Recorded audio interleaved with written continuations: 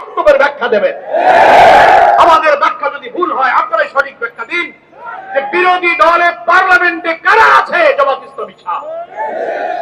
হয় রিজওয়ানা চৌধুরী হতে পারে, তিনি যদি অন্তরের দিক থেকে সিনসিয়ার থাকেন, অপরাধ না করে থাকেন, তাহলে তিনি অকপটে তার এই বক্তব্যের ভুল স্বীকার করতে পারেন যে আমি আমার কথা ভুল বলেছি।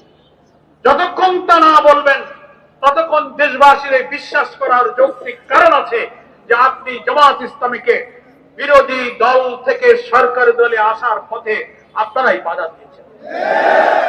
জনগণ মনে করেছিল সংখ্যাগরিষ্ঠ আসনে জামাত ইসলামী 11 দল জিতবে, 168-70-এর উপরে আমরা আসন পাবো। আপনারা প্ল্যান করে সেটাকে 100-র নিচে থামিয়ে দেওয়ার চেষ্টা করেছেন। রাত 10টার পরে কেন সম্প্রচার আপনি বন্ধ করলেন? ভোট গণনায় মেকানিজম করা হয়েছে, 100-200 ব্যালটের বান্ডিল করা হয়েছে, দাঁড়িপাল্লা বান্ডিলের ভিতরে উপরে ধানের শীষের বান্ডিল দিয়ে 200 ধরে কুটে দেওয়া। রেজাল্ট শিটে টেম্পারিং করা হয়েছে, কাটাছেঁড়া করা হয়েছে।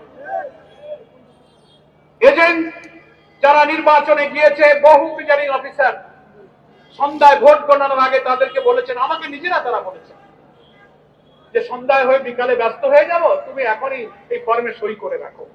গণনা এবং ফলাফলের আগেই বহু এজেন্টের কাছ থেকে স্বাক্ষর দিয়ে রাখা হয়। তারপরে ঘোষণা, মিডিয়া, গণনা, পদে পদে আপনাদের মতো অত ইঞ্জিনিয়ারিং ব্রেন তো আল্লাহ আমাদের দেয় নাই। সমাজের এত কুকর্ম, এত ষড়যন্ত্র, জাতির আত্মঘাতী কাজ করার অভ্যাস আমাদের নেই। যাদের আছে তারা এই ইঞ্জিনিয়ারিং এর সাথে, আর কারা কারা এর সাথে যুক্ত, দয়া করে আপনারা তাদের নাম